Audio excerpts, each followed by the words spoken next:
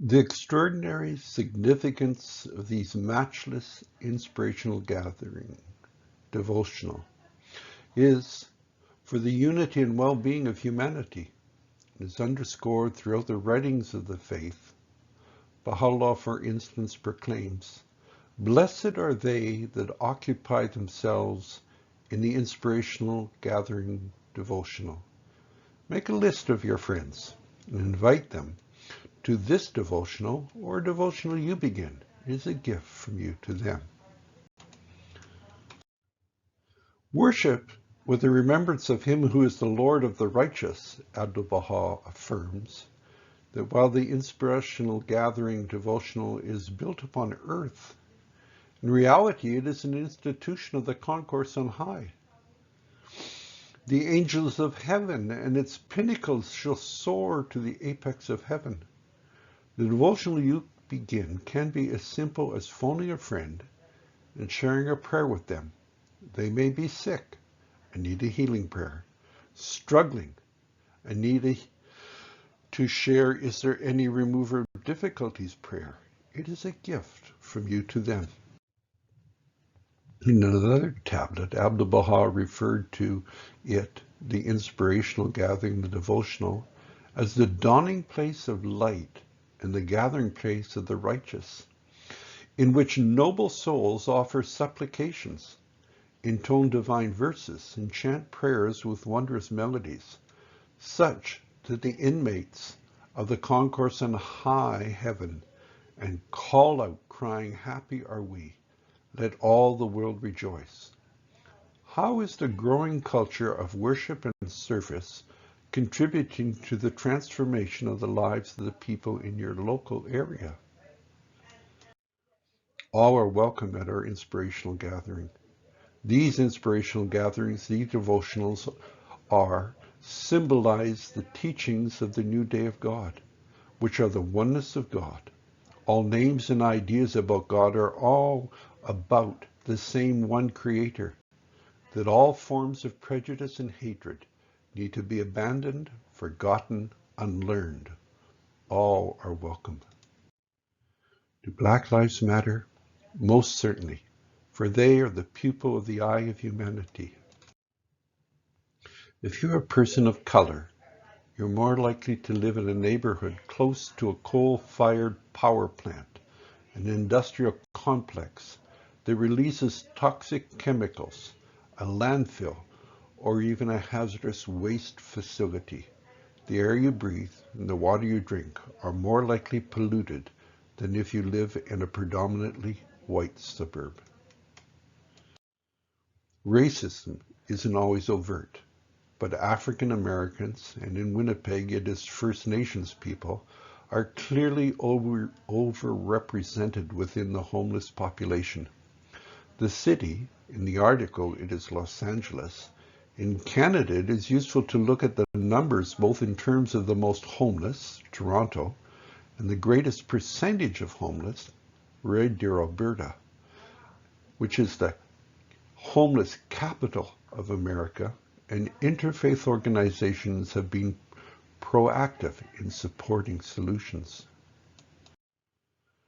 In the Lakota culture, Lakota spirit animals, horses became an important part of Lakota society because the Lakota were nomadic. Lakota people moved their villages to places where they had good grass and water for their horses and nearby bison herds. Horses made moving the village much easier because they would carry a heavy load. To the Lakota, the horse is considered a relative. It is more than a connecting through blood. It is spiritual. The horse symbolized personal drive, passion, appetite for freedom. Among all the spirit animals, the horse, Sankawakahang, is one that shows a strong motivation that carries one through life. Honoring all the children that did not come home. Verily with exceeding joy, with heart and soul, do these oppressed of thine offer themselves up for all mankind in every land. Thou seest them, O my Lord, weeping over the tears thy people shed. mourning the grief of thy children, condoling with humankind, suffering because of the calamities that beset all the denizens of the earth. The dialogue about missing and murdered First Nation women is important if we're to build a community we all feel we belong in. It is a hard discussion and a difficult one, even traumatic to hear. Our Aboriginal sisters have had to go through this trauma. We can learn how they deal with being traumatized and can draw on their strength. If it's too much to bear, you can mute everything for the duration of the next slide. One of the consistent reminders of Indigenous women's power and the place was the bundle of sacred objects that traveled with the National Inquiry from hearing to hearing. The National Inquiry's bundle started with a red willow basket, a quilling, an Inuit woman's oil lamp, a copper cup with water, a smudge bowl, and various medicines. We added to this bundle with each hearing as people gifted us a red river cart, a birch bark biting, sealskin, photos, songs, feathers, stones, and many more medicines. Penelope explains that we bring our sacred objects, like our eagle feathers, all these objects that are our path. It is our way of doing things. It is like our way of giving thanks, thanking the Creator a bit for the work that we have had done too.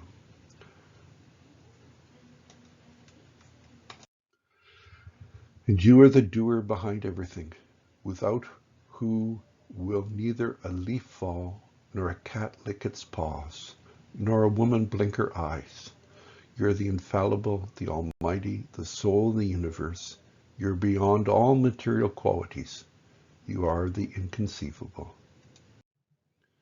You raise one of your soft lotus hands to bless your devotees, while your other hand gently holds your devotee's paralad, the nails of whose hands are the most powerful weapons, and whose touch is the source of all auspiciousness. Your teeth are like thunderbolts, and your beautiful mane has become more beautiful by getting sprinkled with the blood of your enemies. Wearing a beautiful garland of forest flowers, you shine like the light of the sun. You are the supreme soul, the supreme light. You are the supreme truth and the supreme refuge. Your form is eternal, full of knowledge and full of bliss. Let me rest in your divine hand, for you love those that take refuge in you more than a cow loves her newborn calf, whose body is gently caressed by her tongue. You are the life-giving soul of everything, the protector of Parhalad and me. Hope you can come to our devotional. Hope you can join us, noon Central Time.